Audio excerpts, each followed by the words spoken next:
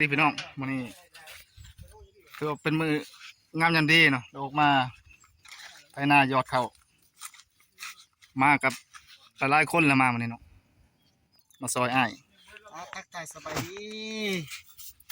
นี่มากอาตื้อแล้วนี่ซองสีพันดอนเลยเด้อเอ้ยไปได้งานเนี่ยนักงานเบาเลยงานหนักน้อยนึงฮะงานหนักป่ะวันนี้ดีสั่งรถไถมาพร้อมนะมื้อนี้นะอากาออกงานแรกติมื้อนี้ออกงานแรกมือทมิดเลย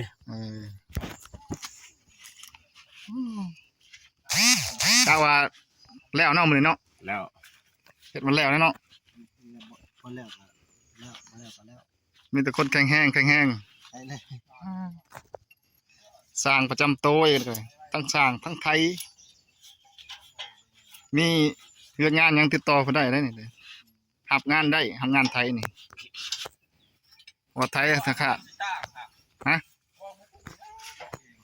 ไปใช้หน้าไอ้คำบันอยู่ใช้อะไร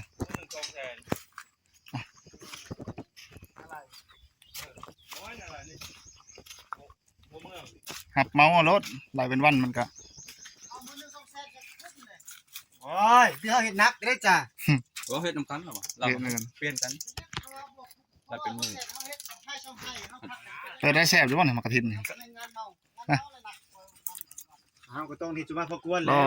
ที่เบรกเองนอนก็มาได้ได้เจอเงินอันนี้ก็หน้าตรวจลายเติมเนาะทำงานเมาไปได้เมาจะนายทาเปลี่ยนที่รถแล้วจะลงมือไทยเนาะ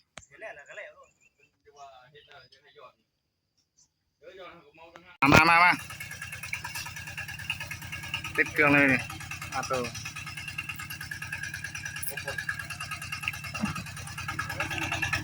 ใส่ไทยแล้วก็เต้นมันร้อยแล้วจะอะไร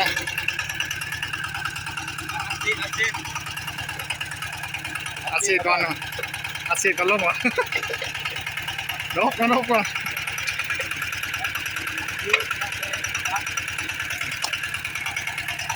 ต่อ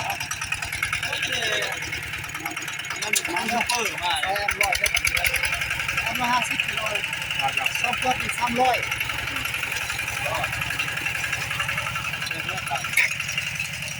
ตาละมัน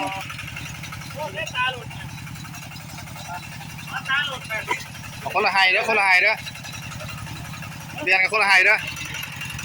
ว่าเรียนคนละไฮนะ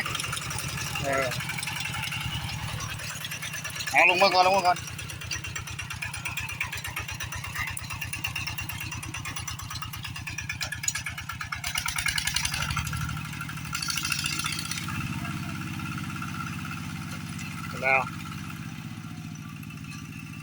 วคนไว้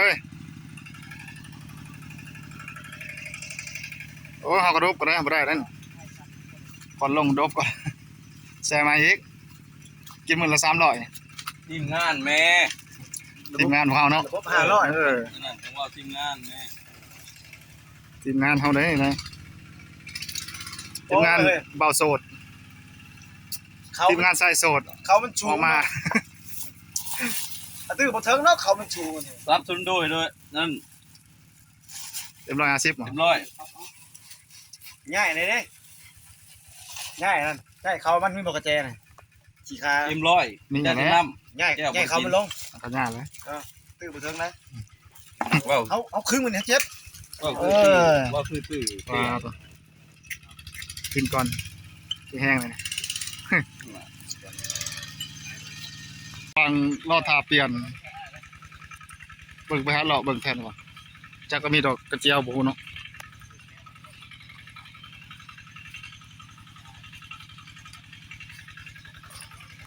เป็นตาสิเอาอยู่ดอกกระเจียวเนาะถ้าไถหน้าแล้วก่อนตาเราดอกกระเจียวนั่นเปล่าไถเลยอย่าไปเหยียบได้รถอ่ะเด้อโอ้ย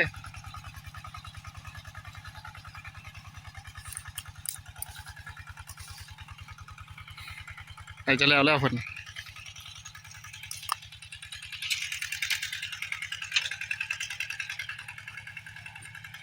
อ้เอาหมดแดง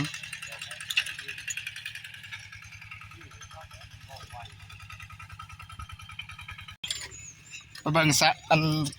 ตื่นอันนั้นก่อนตอนนี้เนาะจักไทยหน้าจักไทยคนก่อนโอ้ยเนาะจักอะไรโอ้เฮ้ยไทยเตอร์เฮ้ยเฮ้ยไทยอยู่บนหน้าน่ะฮะโอ้เจ้านี่ไทยโอ้ใส่เหล็กซองติไทยน่ะเอาอันนี้ก็คนจะไทยนะใส่ที่เหล็กซองน่ะโอ้ไทยหนึ่งมันก็นั่นแล้วเหรอวะ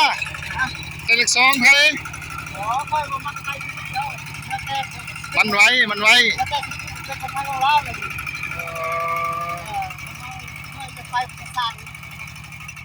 แล้วนั่นน่ะพอแล้วมันเนี่ย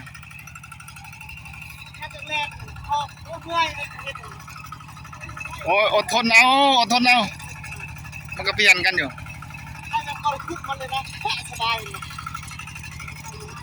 โอ้ยบทนัดมันคือซ่อมเตี้ยนไทยแล้ววะสำเร็จ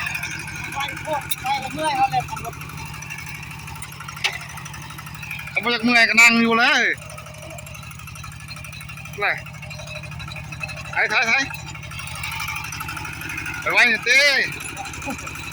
ย่านยังเสมอสิเขาเดียวพนักงานจะหัดจ้างเขาบ่ได้แล้วนี่แห้งแล้วเปลี่ยนไปเลยเวลาเปลี่ยนไปแล้วนะ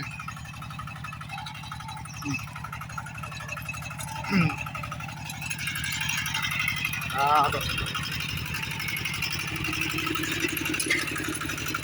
อามาไปเฮ็ดกันก็แล้วเลยจัดโอ้ยให้เฮ็ดลูกเล็ก2มื้อให้ตัวเองเฮ็ดอันนี้ป๊อกๆแต่ว่ามันลายให้เฮ็ดดนมันบ่แล้ว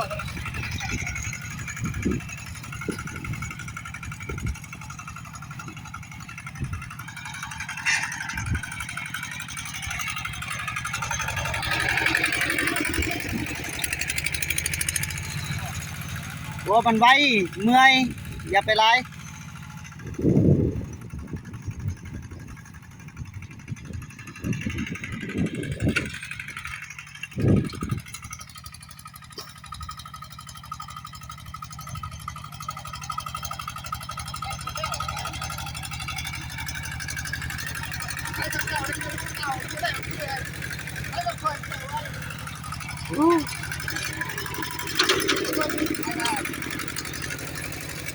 ข้าจะแล่ตามก้นมันนะ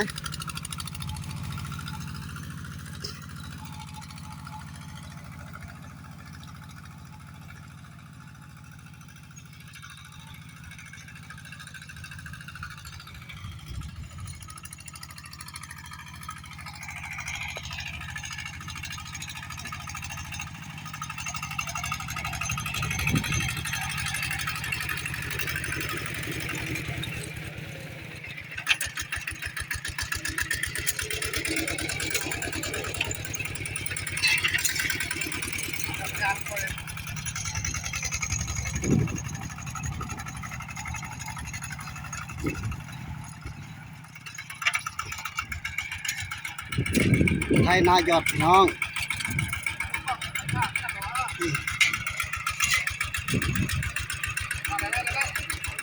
พอแล้วบ่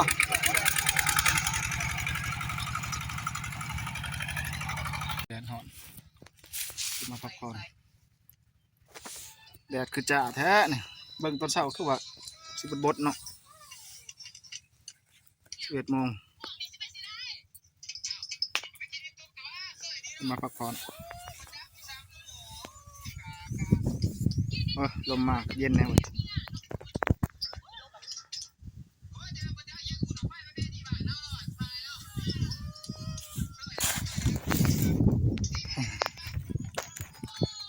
วันยังไม่ได้ขึ้นนะมาแรงเลยแล้ว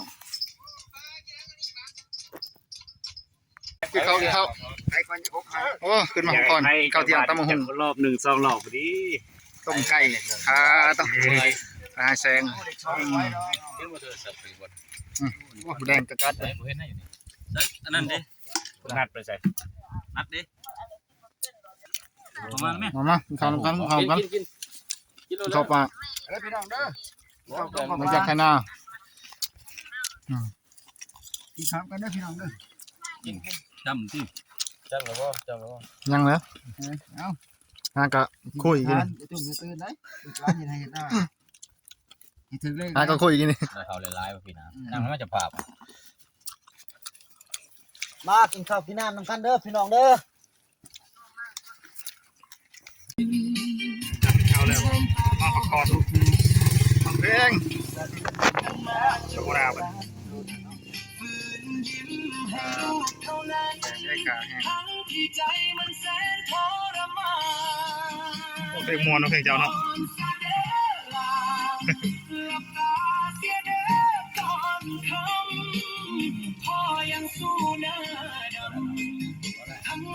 เพลงมวนเพลงเจ้าเนาะ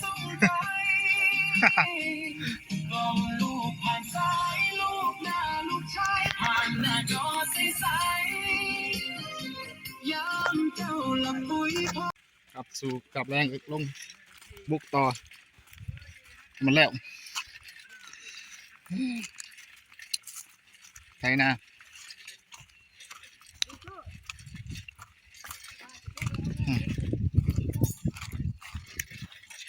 ลงมาสตาร์ทเครื่อง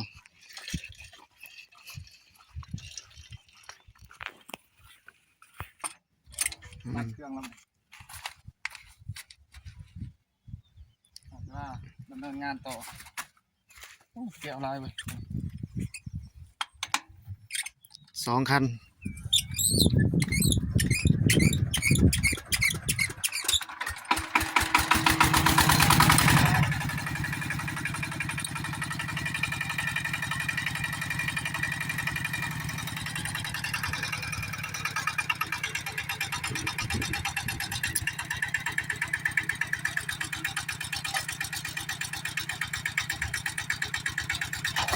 ขาดข้าว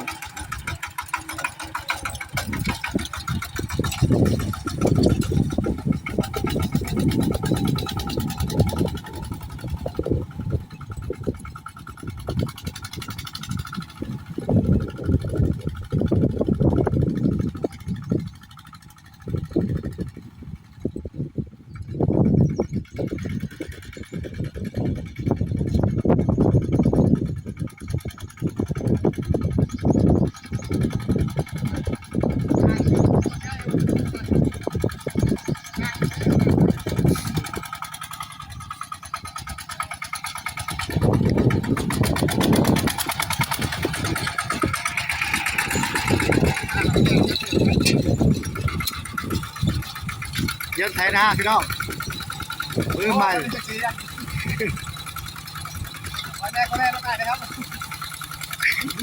กันแน่กันแน่กันแน่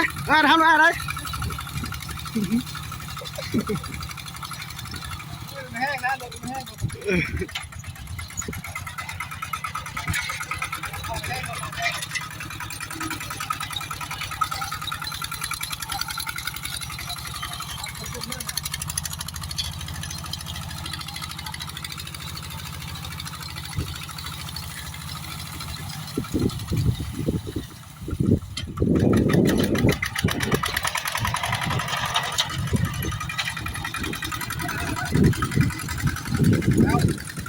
แล้วมันเรียนกัน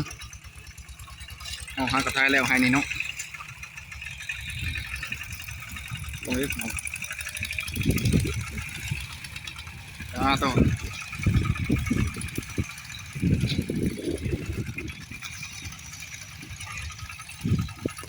ไอ้จะไปแต่หน้าเด้อสมัครติดต่อได้เด้อนี่คนดุรับจ้างเลยไอ้เหี้ยสู้ใต้ว่ะคนคาดเนาะในไทยเอาสิได้ยอดเอาเนาะแต่มีหน่วยงานมันยอดต่างหากเอาไทยขาดปลาไหว